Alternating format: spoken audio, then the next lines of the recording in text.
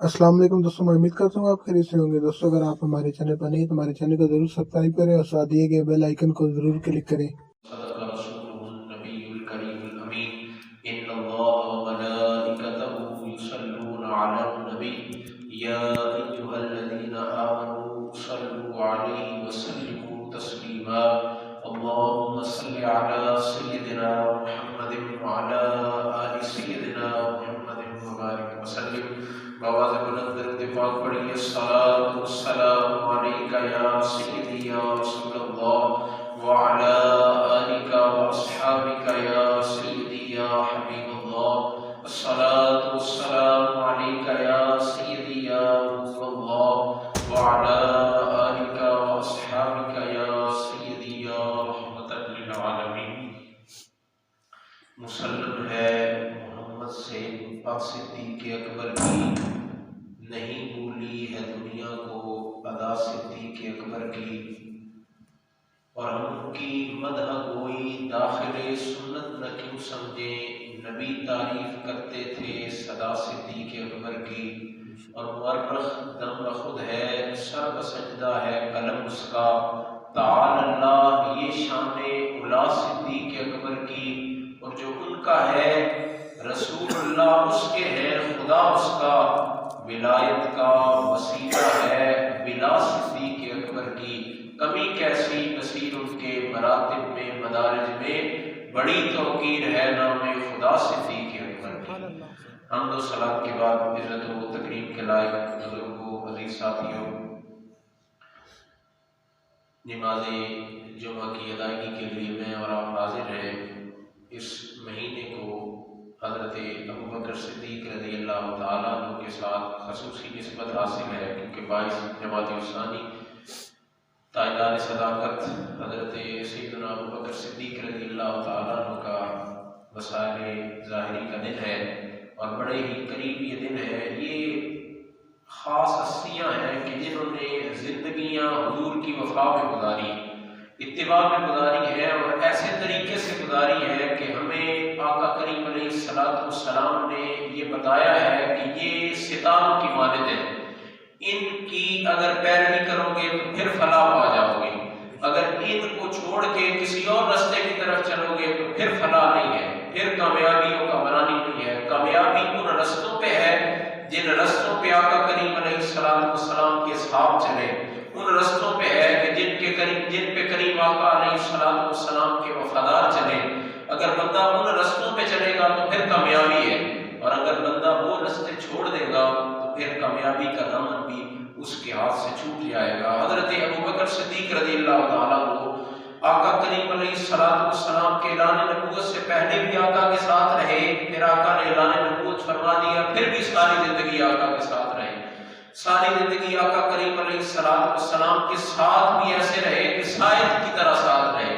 علماء یہ بات کہنے لکھنے پہ مجبور ہوئے کہ اللہ نے حضور کا سایہ تو نہیں بنایا تھا، لیکن جو سایہ بن کے ساتھ رہے ہیں انہیں صدیق اکبر کہا جاتا ہے رضی اللہ تعالیٰ عنہ۔ ساری زندگی آقا کریم علیہ السلام کی خدمت پہ مغرور ہے۔ میں نے خطبہ میں جو آیت کریمہ تلاوت کرنے کا شرف حاصل کیا، اس میں بڑے خاص نکات ہیں۔ اللہ رب العزت نے جو بات ارشاد فرمائی، ثانی اثنین ذو فی الغار، کہ آپ دو میں سے دوسرے تھے جب غار میں تھے۔ آپ دیکھیں، آپ کبھی علماء مفسرین کو پڑھیں تو آپ کو پتہ چلے گا، انہوں نے ساری ضمیروں کو آگے پیچھے کر کے دیکھا اور پھر ایک نقطہ اٹھایا، کہا اس آیت مبارکہ میں آقا کریم علیہ السلام کو دو میں سے دوسرا کہا جا رہا، حالانکہ آقا کا نمبر تو پہلا ہے، پہلا نمبر بتایا جانا تھا کہ آقا کا پہلا، آپ دو میں سے پہلے تھے یہ بھی کہا جا سکتا تھا، نہیں دو میں سے دوسرا ہے۔ کہا اس بات کی وجہ کیا ہے؟ کہا اس بات کی وجہ فقط یہ ہے کہ جب ناموس رسالت پہ عظمت آقا کریم علیہ السلام کی ناموس کی پہراداری کی بات آئی ہے، آقا کے ساتھ وفاداری کی بات آئی ہے، غار کے کنارے حضرت ابوبکر صدیق رضی اللہ تعالیٰ عنہ کھڑے، ادب کا مقام ہے کہ عزمدار ہوتے کہ آقا آپ پہلے چلے جائیں، غلام بعد میں داخل ہوگا، لیکن وفاداری کا مقام نبھایا ہے، کہا آقا پہلے غلام کو جانے دیں تاکہ صفائی کرے، پھر آپ کو دعوت پیش کی جائے گی کہ آپ تشریف لے آئیں۔ پھر اندر گئے ہیں، پھر صفائی کی کی ہے، پھر جو بھی موذی جبال ہیں ان کو ختم بھی کیا ہے، غار میں بنے ہوئے سوراخوں کو اپنے کپڑوں کے ساتھ اپنی چادر کے ساتھ بند بھی کیا ہے، پھر جو رہ گیا ہے اس پہ ایڑی بھی رکھی ہے۔ خیر طویل بات ہے، آپ علماء سے سنتے رہتے ہیں، لیکن دیکھیں کتنی خاص بات ہے کہ اللہ رب العزت نے قرآن پاک میں آپ کو کیا مقام و مرتبہ عطا فرمایا کہ جو ناموس رسالت کی پہراداری کی بات کرتا ہے اسے تو میں پہلا نمبر عطا کرتا ہوں۔ جو آقا کریم علیہ السلام کی عظمت کی حفاظت کرتا، آپ کی عزت کی حفاظت کرتا ہے، اسے تو یہ مقام و مرتبہ دیا جاتا ہے۔ کاش میں اور آپ اس چیز کو سمجھ سکیں۔ یہ الگ بات ہے، ہم بڑے پرفتن دور میں سے گزر رہے ہیں، لوگوں نے بس ترازو کھڑے کیے ہوئے ہیں، کوئی کسی کو فضیلت دے رہا ہے، کوئی کسی کو فضیلت دے رہا ہے، اور لوگوں کو اس بات کی سمجھ ہی کوئی نہیں کہ ان کا دماغ، ان کے عقل کا چھوٹا سا ترازو اتنی بڑی ہستیوں کو کیسے ماپ سکتا ہے۔ دیکھیں نا، قیمتی چیز ہو، آپ زرگر کے پاس چلے جائیں نا، جولر کے پاس، تو آپ اسے کہیں کہ یار 2 من سونا تول کے دے، تو وہ بتائے گا کہ یہ جو میرے پاس ترازو ہے یہاں رتیاں اور ماشے تولے جاتے ہیں، یہاں تولے کا وزن کیا جا سکتا ہے، یہاں پہ منوں اور ٹنوں کے حساب سے وزن نہیں کیا جا سکتا۔ تو وہ جن کی اتنی شانیں، اتنی عظمتوں کے مالک ہیں، آپ دیکھیں کریم آقا علیہ السلام یہ جب غار کی طرف جا رہے ہیں، حضرت ابوبکر صدیق رضی اللہ تعالیٰ عنہ عرض گزار ہوئے، آقا شفقت فرمائیں، ابھی کفار تلاش کرتے ہوئے آئیں گے، 2 قدموں کے نشان دیکھیں گے، انہیں پتا ہے ہم دونوں ہجرت کر کے جا رہے ہیں، تو اس غار کی طرف آئیں گے، آپ مجھ پہ شفقت فرمائیں، میرے کندھوں پہ سوار ہو جائیں، میں آپ کو اٹھا کے وہاں غار تک لے کے چلا جاتا۔ آج بھی جو لوگ وہاں پہ جاتے ہیں انہیں پتا ہے اب ہر لمحے عاشق جا رہے ہیں، ہر لمحے جا رہے ہیں، پھر بھی رستہ اتنا مشکل ہے کہ بندہ خود نہیں چڑھ سکتا، پھر آقا کو اٹھا کے وہاں پہ چڑھنا اور اس زمانے میں چڑھنا، یہ ابوبکر صدیق کے حصے کی بات ہے۔ آقا کریم علیہ السلام شفقت فرمائی، کندھوں پہ سوار ہوئے اور ساتھ چلے گئے۔ حضرت علی مرتضیٰ شیر خدا رضی اللہ تعالیٰ عنہ، بڑی عظمتیں، بڑا مقام و مرتبہ، بڑی شانیں حضرت علی کی۔ فتح مکہ کے موقع پہ حضرت علی گزار ہوئے، جب بتوں کو توڑنے کی باری تھی، آقا نے کہا علی میرے کندھوں پہ سوار ہو جاؤ اور بت توڑ دو۔ حضرت علی گزار ہوئے، آقا آپ شفقت فرمائیں، میرے کندھوں پہ سوار ہو جائیں۔ آقا نے فرمایا علی تم بار نبوت کو برداشت نہیں کر سکتے، نبوت کے بوجھ کو برداشت نہیں کر سکتے۔ یہ آپ کی عظمتیں اور شانیں حضرت علی کی کہ آپ آقا کے کندھوں پہ سوار ہوئے ہیں، اور یہ عظمت حضرت ابوبکر صدیق کے حصے میں آئی ہے کہ آقا حضرت ابوبکر صدیق کے کندھوں پہ سوار ہوئے۔ سب کی عظمت اپنی اپنی شانیں ہیں، سب کا اپنا اپنا مقام و مرتبہ ہے۔ لیکن ایک اور بات یہاں پہ سنیے، غار میں رہ کے حضرت ابوبکر صدیق رضی اللہ تعالیٰ عنہ نے کیا کیا؟ طویل بات ہے، آپ علماء سے سنتے رہتے ہیں، سانپ نے ڈنگ مارا ہے، آپ کی آنکھوں سے آنسو آیا ہے، پھر وہ کریم آقا علیہ السلام کے مبارک چہرے پہ گرا ہے، آقا کی آنکھ کھلی ہے، لعاب دان لگایا، ٹھیک ہو گئے۔ لیکن جو بات میں عرض کرنا چاہتا ہوں وہ یہ ہے، حضرت عائشہ صدیقہ رضی اللہ تعالیٰ عنہ، حضور کی زوجہ مبارکہ، اور حضرت ابوبکر صدیق رضی اللہ تعالیٰ عنہ کی رفت جگر، آپ فرماتی ہیں میں حضور کی خدمت میں حاضر ہوئی اور عرضی پیش کی، آقا بتائیے کیا آپ کے امتیوں میں سے کوئی ایسا بھی ہے کہ جس کی نیکیاں آسمان کے تاروں کے برابر ہیں؟ پھر عقیدہ دیکھیے سیدہ کائنات کا، آپ کو پتا تھا کہ میرے جو خاوند محترم ہیں، جو اللہ کے نبی ہیں، اللہ نے انہیں غیب کے اتنے خزانے عطا فرمائے ہیں کہ انہیں تاروں کی تعداد کا بھی پتا ہے اور اپنے امتیوں کی نیکیوں کا بھی پتا ہے۔ دیکھیے عام بندہ یہ سوال نہیں کر سکتا، کوئی مجھ سے پوچھے نا آسمان کے تارے کتنے، پتہ ہی کوئی نہیں، کوئی کسی عام بندے سے پوچھا جائے آسمان کے تارے کتنے ہیں، کسی کو پتہ ہی کوئی نہیں۔ پھر یہ بات پوچھنے کے بعد بھی آقا نے یہ نہیں فرمایا کہ عائشہ کسی کو کیا پتا آسمان کے تارے کتنے ہیں، اچھا آسمان کے تاروں کی تعداد کا چلو پتہ چل جائے، کسی نے بتا دیا ہو، تو نیکیاں تو سارے ظاہری طور پہ نہیں کرتے، کوئی یہاں میرے سامنے آ کے مسجد میں نماز پڑھتا ہے، کوئی گھر میں رہ کے پوشیدہ اللہ رب العزت کی عبادت کرتا ہے، کوئی کیسے عبادت کرے گا، کوئی کیسے عبادت کرے گا۔ تو یہ سارے منظر دیکھے جائیں اور اگر بندہ اس چیز کو سمجھے تو پھر پتہ چلتا ہے کہ صحابہ کا عقیدہ اور کیوں نہ ہوتا کہ جب اللہ رب العزت نے ارشاد فرمایا ہے وَعَلَّمَكَ مَا لَمْ تَكُنْ تَعْلَمْ، محبوب آپ کو پہلے ہی غیب کے خزانے عطا فرمائے تھے، اور جو کچھ نہیں جانتے تھے وہ بھی آپ کے رب نے آپ کو عطا فرما دیے، سب کچھ آپ کو پتہ دے دیا ہے۔ یہ ایک الگ کنسیپٹ ہے، میں اور آپ جب تک اس چیز سے نہیں نکلیں گے تب تک حقیقی طور پہ محبت نہیں کر سکیں گے. دیکھیں میں نے آپ سے گزارش کی کہ زمانے میں کوئی ایسا ترازو نہیں ہے کہ جس پہ صحابہ و اہل بیت کی عظمت کو تولا جائے، ان کی عظمت کو ماپا جائے. تو کیا سمجھتے ہیں کوئی پیمانہ ایسا ہے کہ جس میں شان مصطفیٰ کو ماپا جا سکے؟ نہیں، ایسا کوئی ترازو نہیں، ایسا کوئی پیمانہ نہیں ہے. تو پھر میں اور آپ اس چیز سے باہر نکلے. اللہ نے جتنی عظمتیں آقا کو عطا فرمائی، برابر عظمتیں، یہ اگر میں اور آپ اس بات میں پڑھے تو بات بڑی آگے چلی جاتی ہے کہ وہاں مدینہ کے منافقین بھی یہ اعتراض کرتے تھے کہ ہم پیچھے کھڑے ہو کے نمازیں پڑھتے ہیں، حالانکہ دل میں بغض ہے، یہ آسمان کی خبریں تو دیتے ہیں اور ہمارا پتہ کوئی نہیں. پھر وہ وقت آیا کہ جب آقا نے ایک ایک کا نام لے کے اٹھایا، فلاں بن فلاں اٹھ اور مسجد سے نکل جا، فلاں بن فلاں اٹھ اور مسجد سے چلا جا. وہ بات کیا تھی کہ ان میں دل میں یہ خیال تھا کہ ہمارا پتہ ہی کوئی نہیں کہ ہم منافق ہیں. پھر آقا نے بتایا، اللہ رب العزت کی بس وہ حکمت تھی جس حکمت کی وجہ سے خاموشی تھی، پھر اظہار کر دیا. خیر یہ بات آگے چلی جائے گی. میں جو بات آپ سے عرض کرنا چاہتا تھا، حضرت عائشہ صدیقہ رضی اللہ تعالیٰ نے سوال کر دیا آقا سے. آقا نے فرمایا ہاں میرا امتی ہے. بتایا جائے آقا کون ہے؟ آقا مسکرا کے فرمایا میرا عمر ہے جس کی نیکیاں آسمان کے تاروں کے برابر ہیں. حضرت عائشہ صدیقہ رضی اللہ تعالیٰ نے بات سنی، پریشان ہو گئی. کریم آقا علیہ الصلوۃ والسلام نے چہرے کے تاثرات کو پڑھا.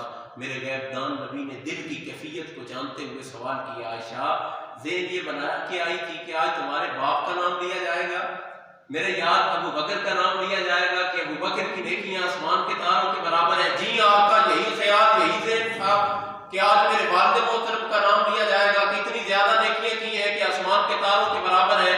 آقا مسکرائے، کہا عائشہ عمر کی ساری زندگی کی نیکیاں ایک طرف ہیں اور میرے یار ابو بکر کی غار والی نیکی ایک طرف ہے. پھر میں اور آپ ذرا غور کریں کہ حضرت ابو بکر صدیق رضی اللہ تعالیٰ عنہ نے غار میں کیا کیا.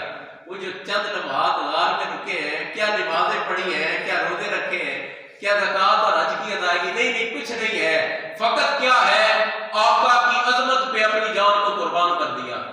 اعلیٰ حضرت بھی پڑھ کے ہیں اور انہوں نے کہا ہے آقا بس دیکھیں پھر منظر کیا پیش ہوتا. میں اور آپ اس چیز کو سمجھیں کہ نماز قربان کر دی اگر حضرت علی نے، تو آقا نے دعا مانگ کے سورج کو پلٹا دیا. اور دعا بھی دیکھیں کتنی حسین دعا ہے کہ باری تعالیٰ علی کے لیے سورج پلٹایا جائے، کیونکہ علی کسی اور کام میں نہیں لگا ہوا تھا بلکہ اللہ اور اللہ کے رسول کی اطاعت کر رہا تھا. پھر وہ زمانہ کہ جس زمانے میں تھوڑے لمحے کے بعد جبریل پھر اتر آتا ہے، پھر کوئی بات بتاتا ہے، تو آیت نازل ہو سکتی تھی کہ محبوب یہ بات بتائی جائے کہ علی نے جب نماز چھوڑی ہے تو اطاعت خدا کی ہے یا اطاعت خدا سے پھرا ہے. لیکن پھر سورج کو واپس پلٹا کے یہ بتایا گیا ہے کہ وہ علی جس نے نماز آقا کی نیند اور ادب پہ قربان کی ہے وہ رسول کی اطاعت میں تھا، در حقیقت وہی خدا کی اطاعت میں تھا. یہی تو فرمایا گیا نہیں یطیع الرسول فقد اطاع اللہ. حقیقت میں تو اللہ کی اطاعت اسی نے کی ہے کہ جس نے حضور کی اطاعت کی، جس نے حضور کی فرما برداری کی ہے. یہ ادھر نماز کو پلٹایا جا رہا ہے، ادھر کیا ہے کہ جہاں اگر حضرت صدیق نے قربان کر دی ہے تو اسے بھی لوٹایا جا رہا ہے. پھر آدھا حضرت پڑھ کے ہے آقا تو نے انہیں جان دی، انہیں پھیر دی نماز، پر وہ تو کر چکے تھے جو کرنی بشر کی ہے. میں نے اور آپ نے کیا کرنا ہے جو میرے بس میں ہے، جو آپ کے بس میں ہے. جتنی آپ کی طاقت ہے آپ نے اتنا حضور کی عظمت پہ پہرا دینا، اتنا حضور کی عزت پہ پہرا دینا ہے، اتنا حضور کی ختم نبوت پہ پہرا دینا، اتنی حضور سے محبت کرنی ہے، اس کر کے چلا جانا ہے. وہ بڑا نوازتے ہیں. انہوں نے اگر آقا کے ادب اور نیند کی وجہ سے نماز قربان کی ہے تو سورج کو پلٹا دیا گیا. اگر ایک نے جان قربان کی ہے تو انہیں جان واپس کر دی گئی ہے. لیکن جو بات میں آپ سے عرض کرنا چاہتا تھا وہ بات یہ ہے، اعلیٰ حضرت کو ایک بات سمجھ آ گئی کہ آقا ایک نے جان دی تھی، اتنی قیمتی جان ہے کہ ہر طرف سے ہمیں فتوے ملتے تھے کہ یا زبان پہ کلمہ کفر بھی مجبوراً لانا پڑے کہ نقصان پہنچ جائے گا جان کو، تو جان بچا دو. دل میں کلمہ ایمان رکھتے ہوئے زبان سے کلمہ ہے. انہوں نے جان بھی قربان کر دی ہے اور ایک طرف نماز کا کہا گیا اور پھر خصوصیت کے ساتھ کہا گیا کہ خبردار عصر کی نماز قضا نہ ہو جائے، اور عصر کو قضا کر کے رکھ دیا، انہیں بھی پلٹا دیا گیا. اور ہر طرف کہا گیا کہ یہ اطاعت ہے، یہ محبت ہے، یہی اصل بندگی و عبادت ہے. اور نماز کے لیے پلٹا کے سکھایا گیا ہے. جو بات میں پچھلے جمعے آپ سے عرض کر رہا تھا، بتایا گیا ہے کہ نماز مقصود نہیں ہے، مقصود ذات مصطفیٰ ہے. اور جان اگر پلٹا کے اور یہ نہ کہتے کہ ابو بکر جان کیوں نہیں بچا فقط نیند کے لیے، فقط ادب کے لیے یہ سکھایا گیا ہے کہ جان اصل نہیں ہے، اصل مقصود ذات مصطفیٰ ہے۔ اور یہ بات جب پتہ چل گئی، سمجھ گئے، تو کہا آقا میں نے یہ سارا منظر دیکھا کہ ایک نے جان قربان کی، ایک نے نماز قربان کی، آپ نے ایک کے لیے سورج کو پلٹا دیا، ایک کے پاؤں پہ لعاب دان لگایا اور جان واپس آ گئی۔ یہ سارا منظر دیکھ کے میں ایک بات سمجھا، وہ بات کیا ہے جو سمجھنے لائق ہے؟ کہا ثابت ہوا جملہ فرائض فروع ہے، اصل الاصول بندگی استاد بھر کی۔ کہا مجھے پتہ یہ چل گیا، یہ جو سارا کچھ ہے یہ تو باقی چیزیں، یہ تو فروعی چیزیں، یہ تو آگے شاخیں ہیں، جو اصل درخت ہے، جو اصل بنیاد اور جڑیں ہیں، وہ تو فقط ذات مصطفیٰ۔ اگر میں اور آپ اس بات کو سمجھ گئے ہیں تو پھر کامیابی ہو کامرانی، اور جو بندہ اس بات سے پیچھے ہٹا ہے نہیں، پھر اس کے پاس کچھ بھی نہیں بچا۔ میں آپ کو بتاؤں حضرت ابوبکر صدیق رضی اللہ تعالیٰ، عظمتیں اور شانیں یہ ہیں، حضرت علی مرتضیٰ شیر خدا رضی اللہ تعالیٰ نے کوفہ کی جامع مسجد کے منبر پہ بیٹھ کے خطبہ دیتے ہوئے حضرت علی نے ایک سوال کیا، بتاؤ آقا کی امت میں سے سب سے بڑا بہادر کون ہے؟ اب سارے سامنے بیٹھے ہیں، سب کو پتا ہے کہ شیر خدا تو انہیں کہا جاتا ہے، فاتح خیبر تو یہ ہیں، انہوں نے جو شجاعت کے کارنامے سر انجام دیے ہیں اور کسی نے کہاں دیے، انہیں حضرت علی کس کو بہادر سمجھتے ہیں؟ حضرت علی نے فرمایا ارے نہیں، میں سب سے بڑا بہادر نہیں ہوں، اس امت کے سب سے بڑے بہادر کو صدیق اکبر کہا جاتا ہے۔ سارے سامنے بیٹھے ہوئے پریشان ہو گئے، اس بات میں کیا راز ہے کہ سب سے بڑے بہادر صدیق اکبر رضی اللہ تعالیٰ عنہ؟ آپ نے فرمایا ایک لمحہ ایسا بھی آیا تھا کہ جب ہم سارے پیچھے ہٹ گئے تھے، سارے جان قربان کرنے والے، سارے جان لٹانے والے ایک دفعہ پیچھے ہٹ گئے تھے، کون سا منظر ہے؟ کہا اس رات کہ جس صبح کو بدر کا معرکہ ہونا تھا، رات کو صحابہ کھڑے ہوئے اور آپس میں میٹنگ ہونے لگی کہ آج کی رات حضور کے خیمے کی پہرہ داری کون کرے گا، خیمے کی چوکیداری کون کرے گا، کہ آقا اندر تشریف فرما ہے، کوئی بدبخت اس خیمے تک نہ پہنچ سکے، کون کھڑا ہوگا؟ کہا سارے خاموش ہو گئے، سارے خاموش ہو، اس لیے نہیں خاموش ہو گئے کہ ڈرتے تھے، اس لیے نہیں خاموش ہو گئے کہ وہ جان نہیں دینا چاہتے تھے، وہ جان دینا چاہتے تھے، ڈرتے اس بات سے تھے کہیں ایسا ہو گیا کہ ہم نے جان قربان کر دی اور کوئی بدبخت آقا تک پہنچ گیا تو تا قیامت اس بڑے سانے کو پھر کون پورا کر سکے گا، اور کس کے نام وہ بات آ جائے گی کہ فلاں بندہ تھا کہ جو چوکیداری پہ تھا اور کفار آقا تک پہنچ گئے اور آقا تک حملہ کر دیا۔ کون وہ بڑا چوکیدار بیٹھا ہوا تھا کہ جس کے ہوتے ہوئے آقا کی عزت و ناموس پہ حملہ ہو گیا؟ کبھی میں اور آپ اس چیز کو سوچے، میں اور آپ اس بات کو سمجھے کہ حضرت علی جیسے شیر پیچھے ہو جایا کرتے کہ ہم میں اس کی طاقت نہیں ہے، ہم میں اس چیز کی قوت نہیں کہ آقا کی عزت کی پہراداری آج کی رات کر سکے، جان دینے کو تیار ہیں لیکن ڈرتے اس بات میں ہے کہ آقا کی عزت پہ حملہ ہو گیا تو تا قیامت منہ کس سے دکھائیں گے؟ کبھی میں نے اور آپ نے سوچا ہے کہ اس زمانے میں جب آقا کی عزت پہ حملہ ہو گیا، آقا کی ناموس پہ حملہ ہو گیا تو میں اور آپ کسے منہ دکھانے کے لائق ہیں؟ اور بالخصوص جو لیڈر بنے ہوئے ہیں، جو سربراہان مملکت ہیں، یہ فقط پاکستان نہیں، یہ جو چمن ستاون اسلامی مردے وہ کہاں پہ کھڑے ہیں؟ کیا انہیں ڈر نہیں لگتا کہ جب حضرت علی جیسے شیر پیچھے ہو جاتے ہیں کہ نہیں ہمارے بس کی بات نہیں ہے تو ہم پیچھے ہو جاتے ہیں، یہ ریزائن دے کے پیچھے کیوں نہیں ہو جاتے؟ کبھی کسی کو خریدا جاتا ہے، کبھی کسی کو خریدا جاتا ہے فقط اس لیے کہ حکومت بنائی جائے۔ آپ دیکھیں کبھی پہلے خطبے کو پڑھے جو حضرت صدیق اکبر رضی اللہ تعالیٰ عنہ نے منبر پہ پہلا خطبہ دیا، سب سے پہلی بات یہ کی ہے کہ اے امت مصطفیٰ میں تم سے معذرت کرتا، میں معذرت خواہ ہوں اس بات پہ کہ میں خلیفہ نہیں بننا چاہتا تھا، مجھے خلیفہ بنایا گیا۔ میں اور آپ اس بات کو سوچیں اور سمجھیں کہ کیا یہ جو ہمارے سربراہ ہے یہ بھی خلیفہ بننا نہیں چاہتے، ان کو بنایا گیا ہے؟ نہ ایسے نہیں، یہ آپ ان دنوں کی بات، یہ پیچھے سیلاب کے دن تھے اور قوم سیلاب میں ڈوبی ہوئی تھی اور ادھر لین دین کے معاملات چل رہے تھے کہ اتنے کروڑ میں فلاں MLA کو خریدا گیا اور اتنے کروڑ میں فلاں MPA کو خریدا گیا، صرف اور صرف وہ گنتی پوری کرنے کے لیے، اور غریب کو پتہ نہیں کہاں سے کہاں۔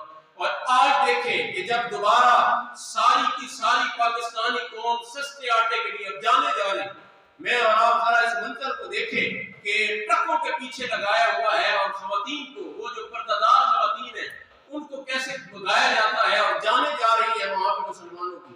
کیا یہ سٹاف پہ نہیں رکھا جا سکتا؟ کیا یہ جنرل سٹورز پہ نہیں رکھا جا سکتا؟ کسی اور جگہ پہ نہیں، اور راتوں رات نہیں پہنچایا جا سکتا؟ میں تو اب آپ سے کہا کرتا ہوں اگر بجلی کے بل لے کے گھر میں پہنچائے جا سکتے تو کیا سستا آٹا نہیں پہنچایا جا سکتا؟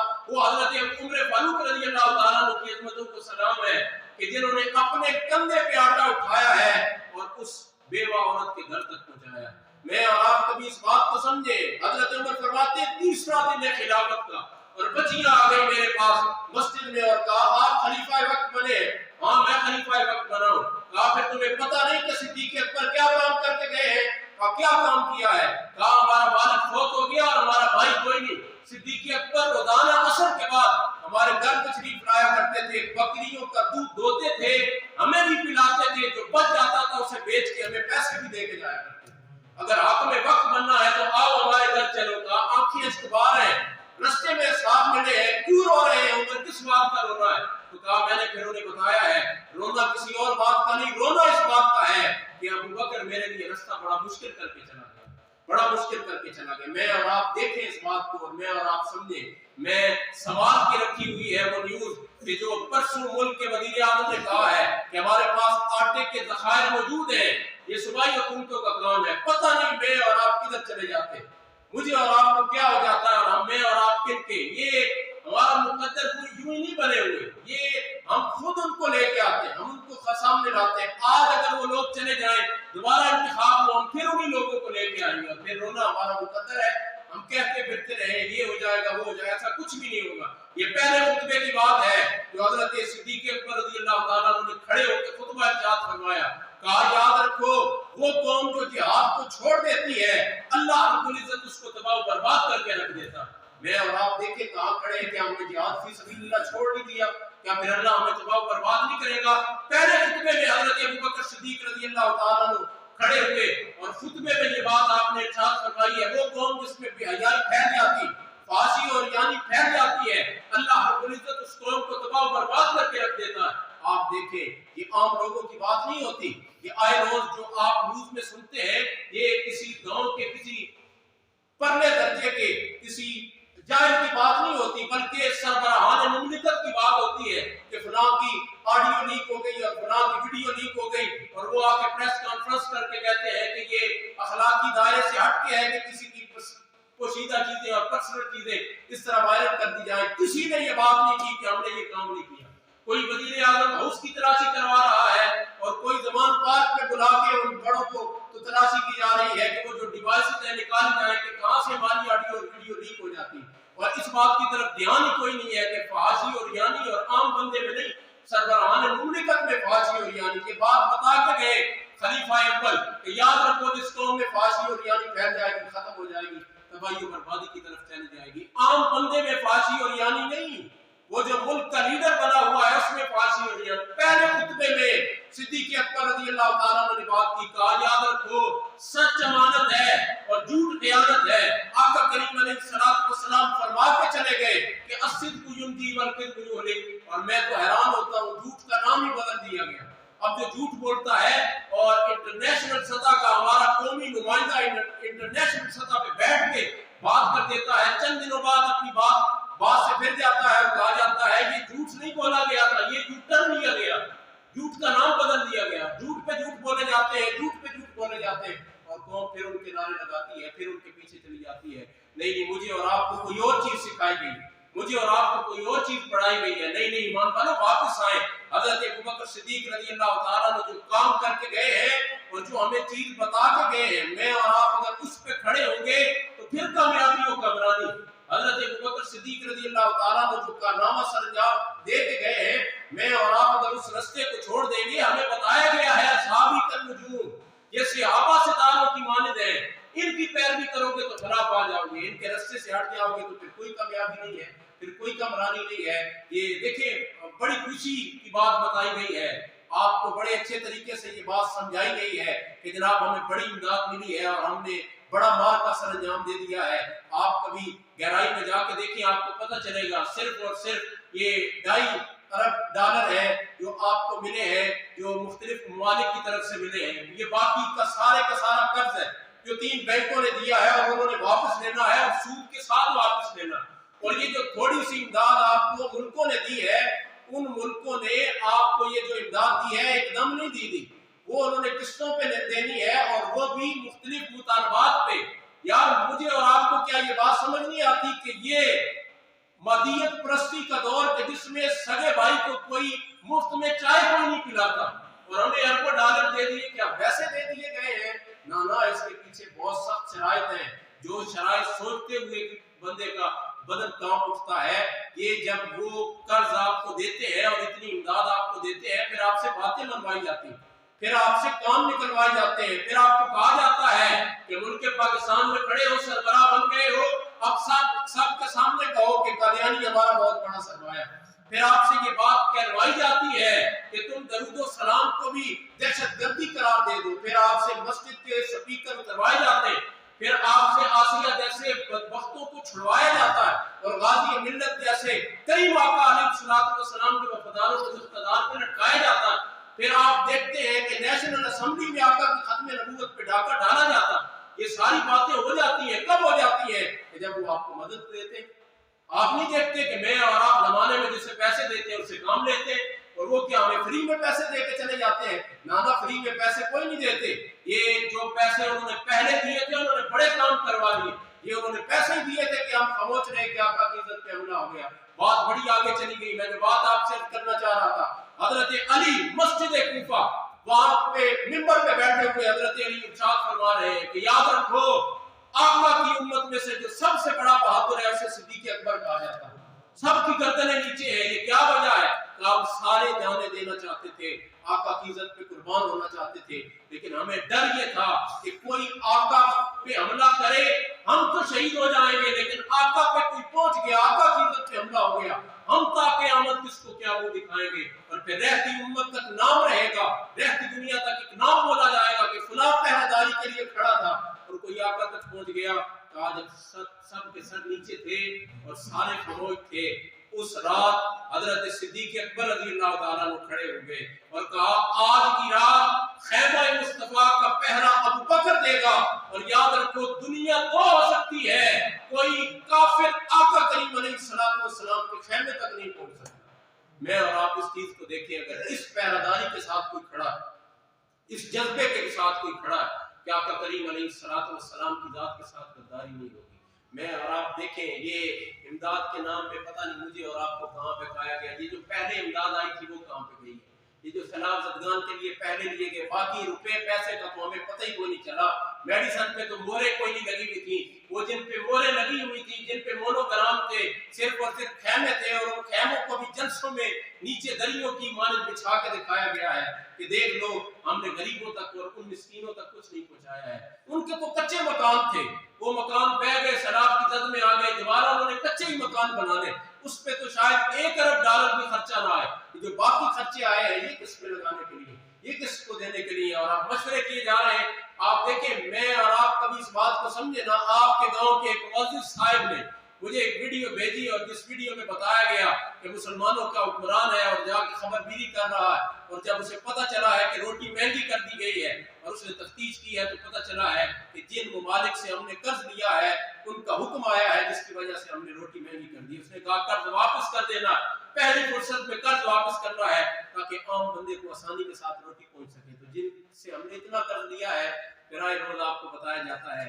कि अगरचे हम पेट्रोल इंटरनेशनल मंडियों से 100 रुपए लीटर के हिसाब से ही लेते हैं, लेकिन 116 तब बेच रहे हैं और मजीद 2600 रुपए इजाफा करेंगे क्योंकि उन बदबख्तों ने कहा है कि इजाफा कर दिया जाए। ये सारा कुछ, ये जो आका की इज्जत के साथ खिलवाड़ किया जाता रहा, आका करीम अलैहिस्सलाम के साथ गद्दारी, खत्म नबूवत के साथ गद्दारी, दीन के साथ गद्दारी, मस्जिदों को बंद किया गया मैचों के लिए और सफों को तोड़ा गया सिर्फ और सिर्फ किस लिए? इसलिए कि मईशत बेहतर हो जाए। लेकिन मैं और आप देखें कि फिर मईशत कहाँ पे खड़ी है, और आए रोज मैं और आप देखें कि किस तरह दलदल में धंसे जा रहे हैं। ये वो मुल्क पाकिस्तान है। आप अपनी मुताला पाकिस्तान की किताबें उठा के देखिए, उसमें लिखा हुआ है 7वां बड़ा मुल्क है पाकिस्तान गंदम की पैदावार में। ये जो 7वां बड़ा मुल्क है, उस मुल्क में भी गरीब बंदा 2 वक्त की रोटी के लिए तरस रहा। और आप वायरल होने वाली वीडियो को देखें कि ख्वातीन किस तरह रो रही, मर्द रात किस तरह, और उस बंदा वो जो रोड पे लेट गया है, उसने कहा गाड़ी मेरे ऊपर चढ़ा दो, अगर मुझे आटा नहीं दे सकते, मुझे आटे की जरूरत ही नहीं है, बस जान खत्म कर दो। और वो जो अपने बच्चों को मार के खुद भी फांसी ले ली उसने, उस बात का जवाब कौन देगा? ईमान वालों, अगर ये वक्त के हुक्मरान कसूरवार है, साथ में और आप भी कसूरवार है। واپس آئیں گے. حضرت ابوبکر صدیق رضی اللہ تعالیٰ عنہ کا یوم وصال بڑا قریب ہے. آپ کا پہلا خطبہ ہی پڑھ کے سمجھ لے یار کوئی بندہ, تو بندے کو پتہ چل جائے کہ انہوں نے زندگیاں کیسے گزاری تھی. ہمارے راہبر و رہنما کون ہے, ہم کن کے پیچھے لگے ہوئے ہیں, اور ہم نے کیا کام کرنے ہیں زمانے میں. دعا اللہ رب العزت کی بارگاہ میں کہ اللہ رب العزت وہ لوگ کہ جنہوں نے ملک پاکستان کو تباہ و برباد کیا ہے, اللہ رب العزت دنیا و آخرت میں انہیں ذلیل و رسوا فرمائے, اور اللہ رب العزت ہمیں کوئی عادل و فرمان عطا فرمائے.